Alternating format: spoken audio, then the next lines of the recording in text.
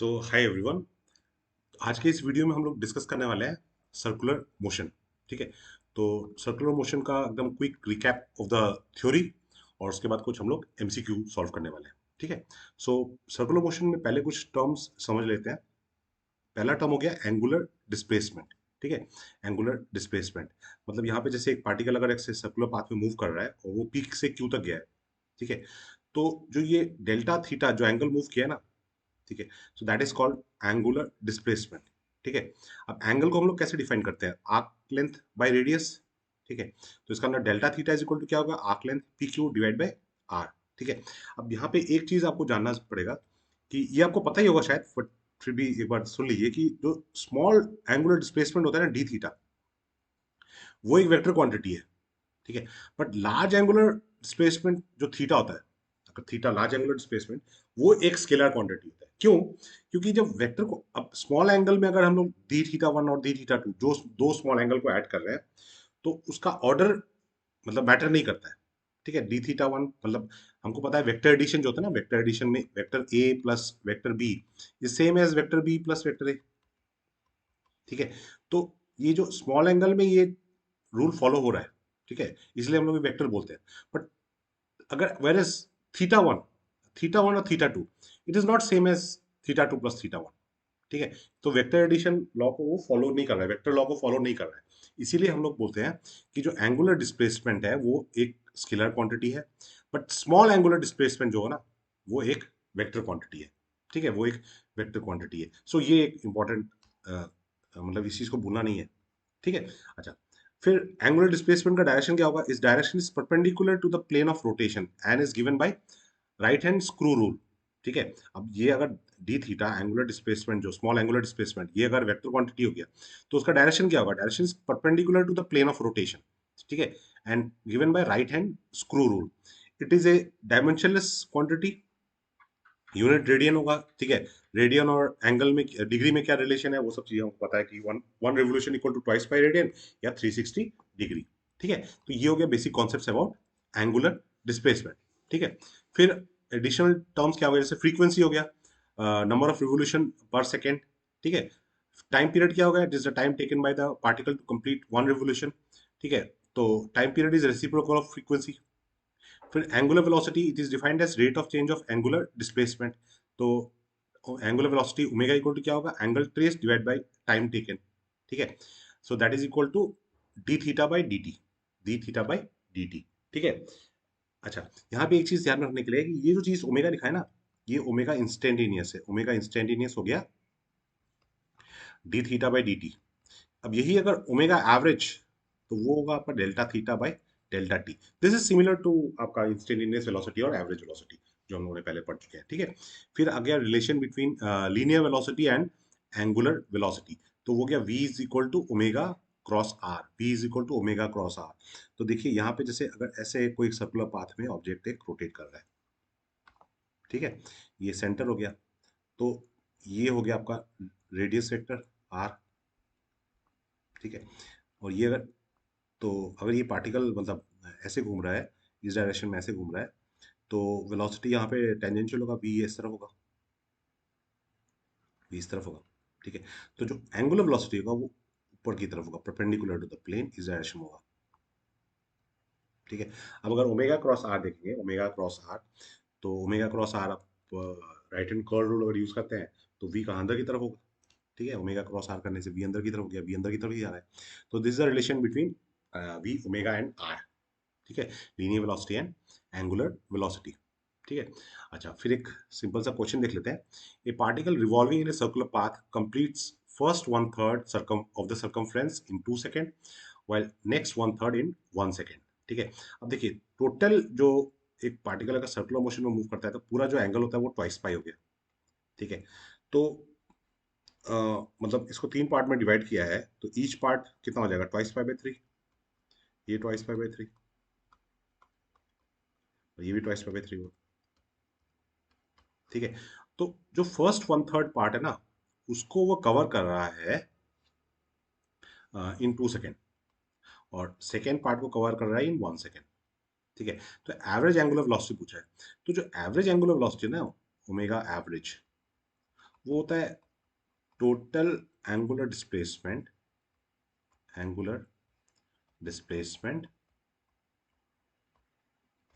Divide by total time taken. अब ये चीज मतलब जो हम लोगों ने एवरेज वेलोसिटी के बारे में पूछा पढ़ा था पहले लीनियर मोशन में, वैसे ही हो गया वहां पे। Average velocity total displacement by total time था, ठीक है। तो टोटल एंगुलर डिस्प्लेसमेंट क्या होगा, twice pi by three plus twice pi by three, twice pi by three plus twice pi by three, ठीक है। और टोटल टाइम टेकन कितना हो गया, 2 + 1। तो ऊपर हो गया 4 पाई बाय 3 और नीचे हो गया 3, so that is equal to 4 pi by 9। तो ये हो गया आपका 4 pi by 9 radian per second, ठीक है। तो ये आ गया आपका एवरेज एंगुलर वेलोसिटी, ठीक है। नेक्स्ट क्वेश्चन, नेक्स्ट मतलब next topic, sorry, angular acceleration, ठीक है। अब देखिए v is equal to omega cross R था, relation between v and omega. तो इसको अगर डिफरेंशिएट करेंगे तो यहाँ पे dv by D T is equal to D omega by D T cross R, R तो कांस्टेंट है, रेडियस कांस्टेंट है।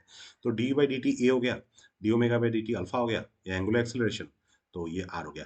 तो ये हो गया लीनियर एक्सेलरेशन और एंगुलर एक्सेलरेशन के बीच में रिलेशन। ये जो लीनियर नहीं मतलब ये एक्चुअली टेंजेंशियल एक्सेलरेशन है, टेंजेंशियल एक्सेलरेशन, इसको टेंजेंशियल एक्सेलरेशन बोलते हैं, ठीक है। अच्छा तो ए, अब ए का डायरेक्शन देखिए यहाँ पे, A in the direction of V, circular motion में जो एक्सेलरेशन है वो वी वेलोसिटी के डायरेक्शन में है, ठीक है। तो अल्फा जो होगा it is in the direction of omega, alpha जो होगा it is in the direction, ये कौन सा है, ये टोटल एक्सेलरेशन नहीं है, ये टेंजेंशियल एक्सेलरेशन की बात कर रहे हैं, ठीक है। टेंजेंशियल एक्सेलरेशन वेलोसिटी के डायरेक्शन में ही होता है, ठीक है। तो अल्फा जो होगा वो इन द डायरेक्शन ऑफ ओमेगा होगा, ठीक है। अच्छा फिर देखिए सर्कुलर मोशन में जब पार्टिकल मूव करता है ना तो दो तरह के एक्सेलरेशन होता है, एक हो गया आपका रेडियल एक्सेलरेशन और एक हो गया आपका, एक हो गया रेडियल एक्सेलरेशन, ठीक है, एक हो गया टेंजेंशियल एक्सेलरेशन, ठीक है। तो इन दोनों एक्सेलरेशन का रिजल्टेंट एक्सेलरेशन हो गया ई नेट, ठीक है। तो नेट एक्सेलरेशन जो है उसके दो कंपोनेंट हो गए, एक हो गया रेडियल एक्सेलरेशन, एक हो गया टेंजेंशियल एक्सेलरेशन।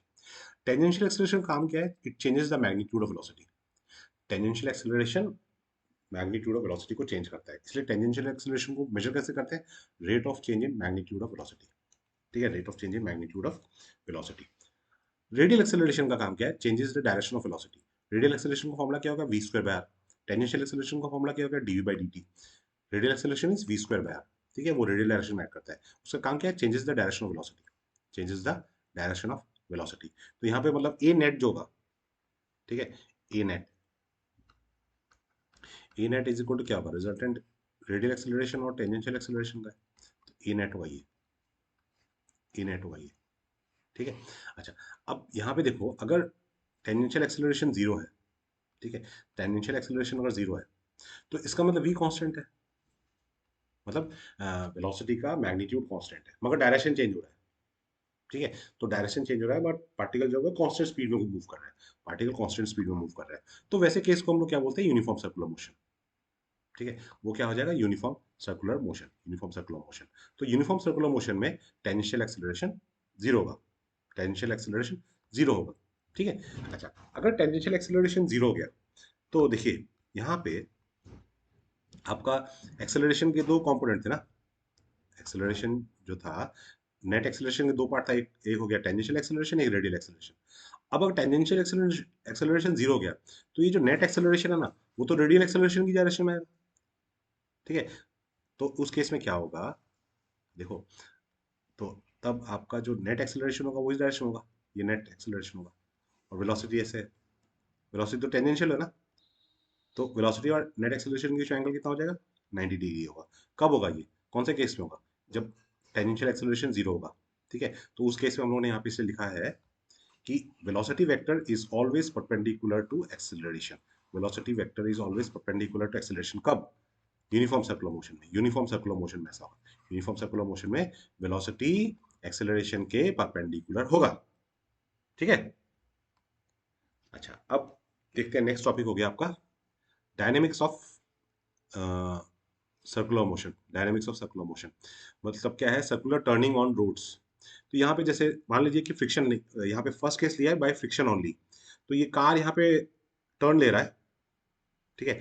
तो रेडियल फोर्स उसको बाहर की तरफ खींचेगा, ठीक है, रेडियल फोर्स उसको बाहर की तरफ खींचेगा, ठीक है। और तो फ्रिक्शन फोर्स उसको पीछे अंदर की तरफ खींच रहा है, नॉर्मल डायरेक्शन ऊपर हो गया, फ्रिक्शन फोर्स सॉरी वेट उसका नीचे की तरफ गया, ये वेट। ठीक है, तो N equal to M G हो गया, एन इक्वल टू हो गया एम जी। ठीक है, तो फ्रिक्शन फोर्स, फ्रिक्शन क्या होता है, म्यू टाइम्स नॉर्मल डायरेक्शन, मतलब friction is mu times M G. ठीक है, अब अगर उसको सेफली यहाँ पे टर्न लेना है, तो जो फ्रिक्शन फोर्स होगा वो रेडियल फोर्स से बड़ा होना चाहिए, M V square by R. ठीक है, तो ये जो रेडियल फोर्स है वो आपका M V square by R हो गया। ठीक है, तो friction should be greater than M V square by R, friction की जगह पे म्यू एम जी सब्स्टिट्यूट किया है। ठीक है, तो हमारे पास ये आ गया safe velocity, V should be less than square root of mu R G. ये कब होगा, मतलब यहाँ पे बैंकिंग मैंने कंसिडर नहीं किया है, सिर्फ फ्रिक्शन, सिर्फ फ्रिक्शन कंसिडर किया है। ठीक है, अच्छा अगर बैंकिंग है, सिर्फ बैंकिंग है, तो फ्रिक्शन नहीं ले रहे हैं हम लोग, यहाँ पे बैंकिंग ले रहे हैं, तो यहाँ पे आउटर रेज, ये टर्न मतलब जो गाड़ी है, गाड़ी इस साइड से ऐसे आ रहा है और यहाँ से ऐसे चला जाएगा, तो ये एज, आउटर एज जो है इनर एज के रेस्पेक्ट में रेज कर दिया, तो उसको बैंकिंग बोलते हैं। तो ये जो थीटा एंगल है, this is angle of banking.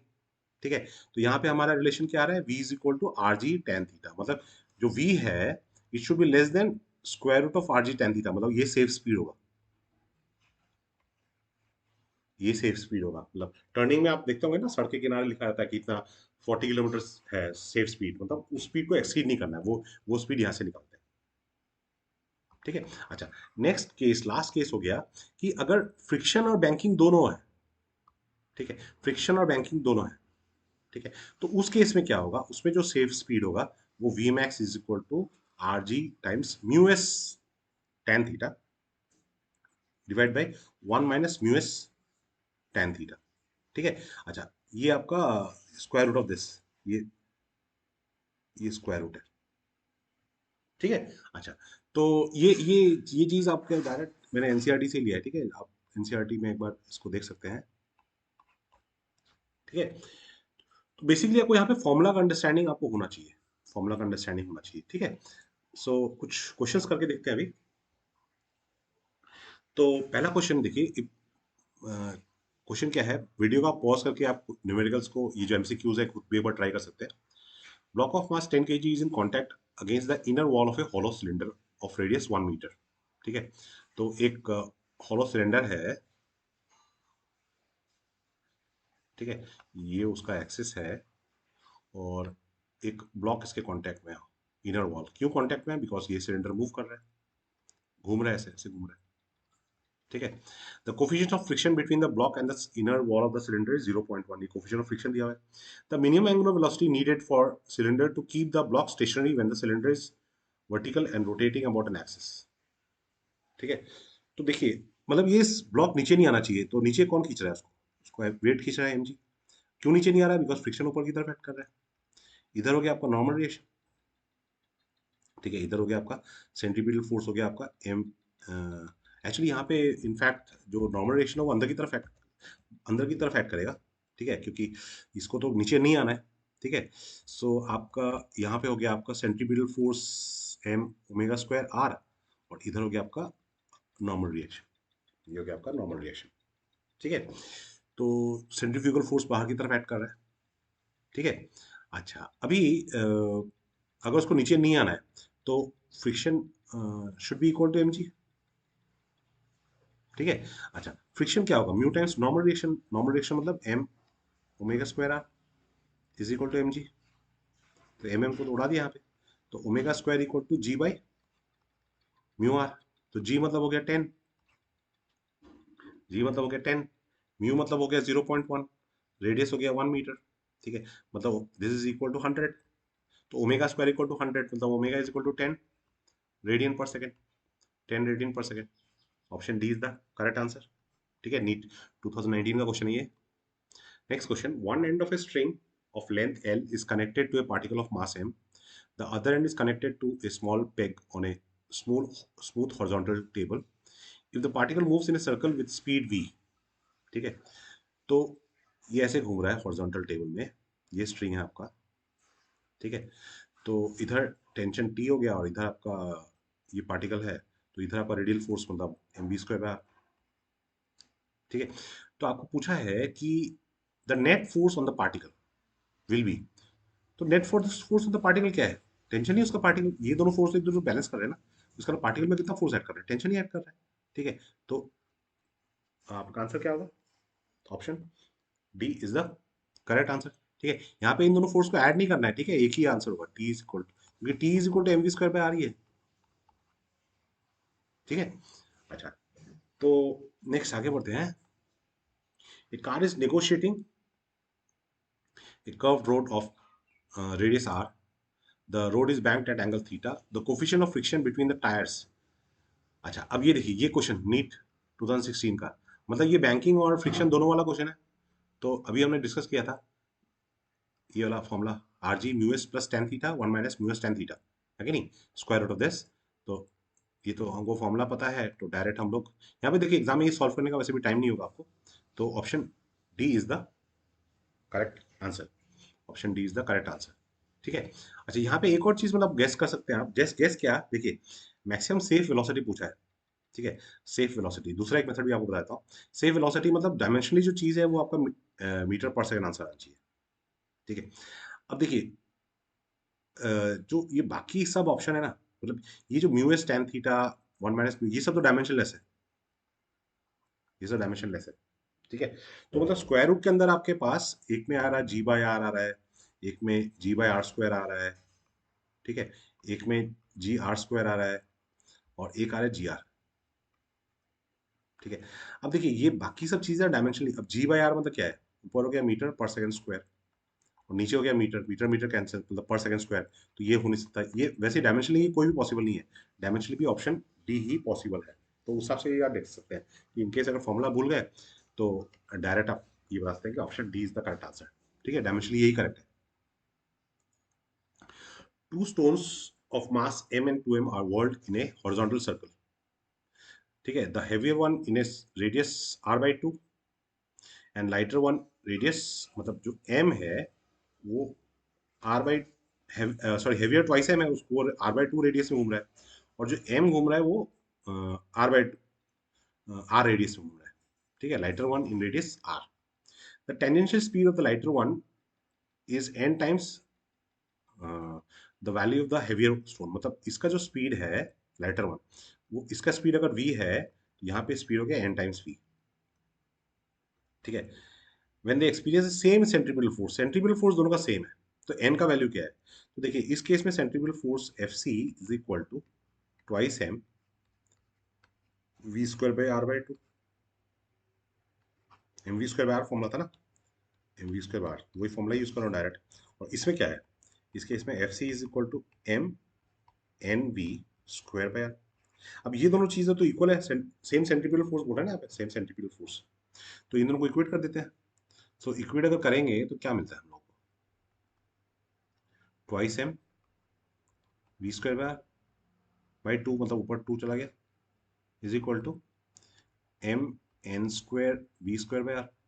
ठीक है, तो आर आर कैंसिल हो गया, एम एम कैंसिल हो गया, वी स्क्वायर कैंसिल हो गया, तो एन स्क्वायर इक्वल टू आ गया फोर, मतलब एन इक्वल टू हो गया टू, एन इक्वल टू हो गया टू। ठीक है, नेक्स्ट क्वेश्चन, ये कर्नाटका नीट, मतलब कर्नाटका के लिए अलग से एक बार नीट हुआ था 2013 में। सो मोस्ट प्रोबब्ली उस साइड शायद पेपर लीक हुआ था, उसके लिए कर्नाटका में भी फिर से एग्जाम हुआ था। ठीक है, a car is moving in circular horizontal track of radius 10 metre, constant speed 10 meter per second. A bob is suspended from the roof of the car by light wire of length 1 meter. The angle made by the wire with the vertical. तो wire suppose ऐसा हो गया, तो ये आपका T हो गया। ठीक है, तो ये थीटा पूछा है, ये एंगल थीटा कितना होगा, तो ये थीटा होगा तो ये भी थीटा ही होगा, तो ये आपका टी कॉस थीटा हो जाएगा। इधर ये हो जाएगा एम जी। ठीक है, इधर हो जाएगा टी साइन थीटा, और इधर हो गया आपका radial force M V square by R. ठीक है, तो मतलब T sine theta is equal to हो गया M V square by R, और T cos theta is equal to हो गया एम जी। ठीक है, तो यहाँ से आपका डिवाइड कर देंगे तो tan theta is equal to V square by R G आएगा। ये फॉर्मूला अगर याद है तो डायरेक्ट ही हम लोग लिख सकते हैं। ठीक है, so tan theta is equal to V, V कितना है 10 मीटर, सो 10 × 10, रेडियस कितना है 10, जी कितना है 10, सो ये कितना आ गया 1, tan theta is equal to 1, मतलब theta is equal to 45 degree, मतलब 5/4, है ना। तो option C is the correct answer. ठीक है। A car of mass 1000 kg negotiates a banked curve of radius 90 meter on a frictionless road. If the banking angle is 45 degree, the speed of the car. ठीक है। तो मतलब ये सिर्फ banking वाला चीज पूछा है। तो यहाँ पे हम लोगों ने बैंकिंग किया था ना, बैंकिंग, ये सॉरी, हाथ हाथ लेना है तो v is equal to R G tan theta होता है, बैंकिंग वाला केस, आर जी टेन थीटा। ठीक है। तो आर जी टेन थीटा,